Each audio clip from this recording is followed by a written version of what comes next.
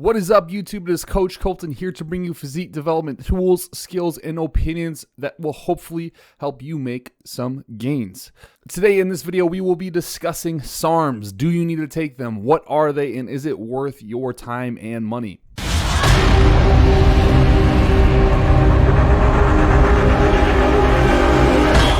So this isn't going to be a history lesson on what SARMs are or how they work. Really, it's just going to be my personal opinions on if a person should indulge in SARMs or maybe just look for alternative routes of hypertrophic stimuli.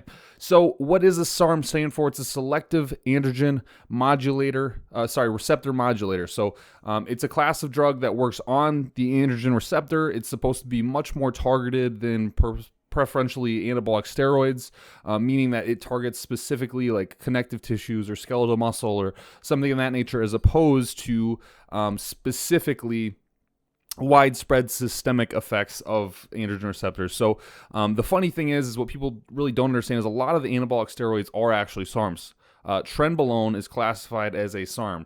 Nandrolone is classified as a SARM. So when you look in the literature and you see these things, you're like, well, that's kind of strange because this is supposed to be like the new and improved thing, better than anabolic steroids, when in reality these things have been around for decades and their selectivity is not even that great in comparison to particular anabolic steroids.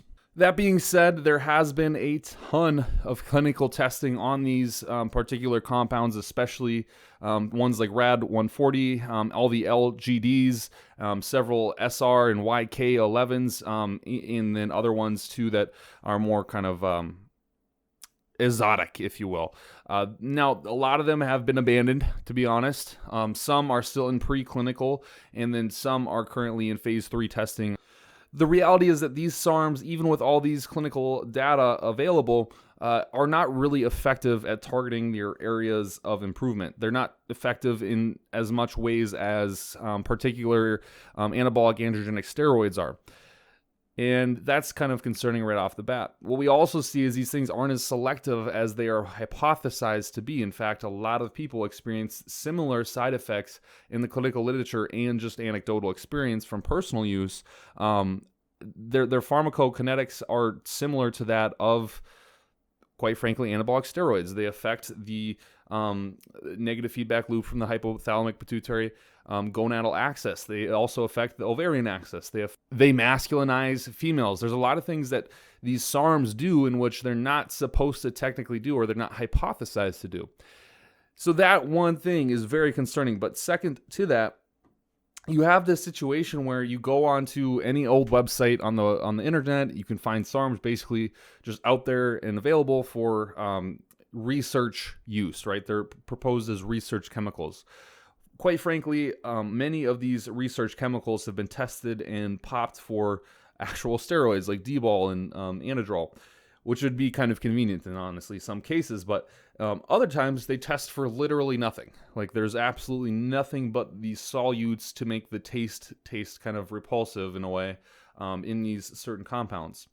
So that's kind of a concern. What are you actually getting? Because this is a completely unregulated and quite frankly untested source of enhancement. That's concerning, right?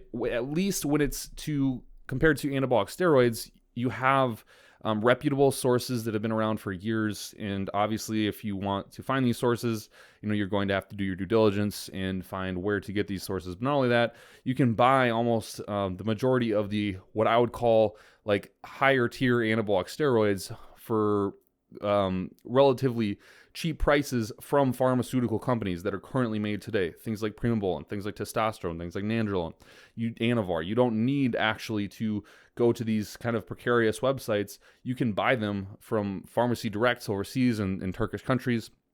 You can also just go to an HRT clinic and get prescribed Anavar, Anadrol, Winstrol.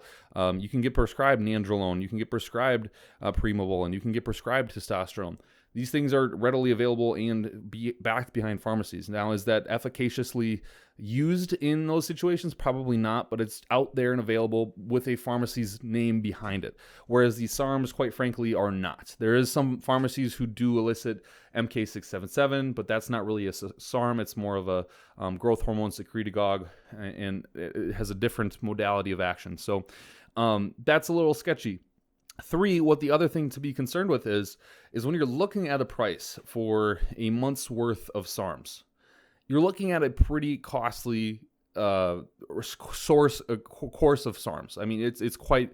You're spending, like, if you consider like how much you're dosing for a month's dose, you're spending roughly, on average, $5 to $10 a day on your SARM.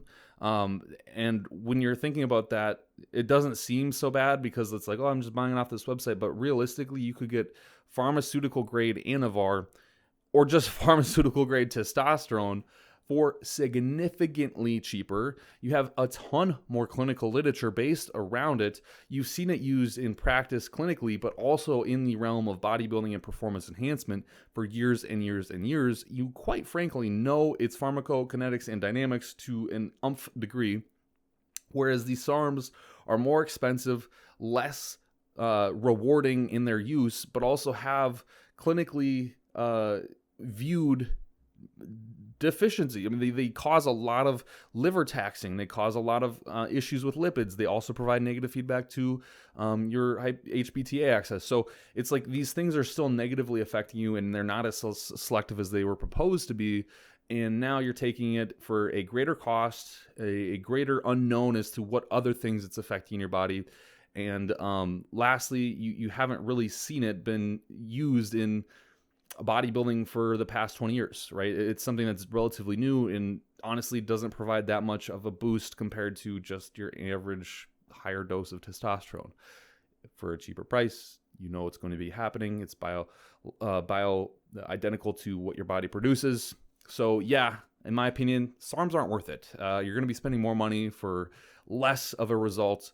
Maybe it's easier to get your hand on, but I don't think anything that's easy should be worth doing.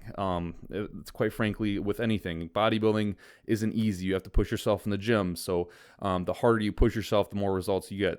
Dieting isn't easy. The harder you diet, the better you get. These things are kind of along the trends of anything. Business, the harder you work, the more money you get. Your relationships, the harder you push that relationship to be successful, the harder that relationship will be. Grades, the harder you work at school, the better your grades will be. Nothing is truly easy and as rewarding as if it was hard. So trying to get a drug that's easier to get, yeah, that's great. You're going to waste a shit ton of your money, and you're going to still have these same negative outcomes as you would in doing a particular steroid cycle. If you're afraid of a needle, I'm sorry, grow up. Like, it's healthier, quote unquote healthier. Nothing's healthier when you're doing these things, but it's healthier than taking something orally that has to go through a first pass of the liver. Just grow up, put the needle in whatever body part you want, I guess, and you're going to save money. It's going to be cheaper. It's going to be safer, and you are by far going to get a much, much greater result. That's all there is to be said about it, really. I mean, it's quite simple. So I hope that video was helpful for you guys. It's just my opinion. I'm not going over the history of SARMs. I have written like a bunch of notes here, and I was going to do a video like that, but I realized that those videos aren't intrinsically valuing to a lot of folks. They just want to hear the what's and the whys and the hows, and that's really it. They don't want to hear about the whole science behind everything. So thank you. If you did enjoy, comments below, subscribe, hit the bell button, and please look out for more videos and stay tuned for our podcast, Speak Into Existence podcast. We have a lot of great guests coming up. It'd be really awesome if you guys could view those, like those, and share them with your friends. Deuces.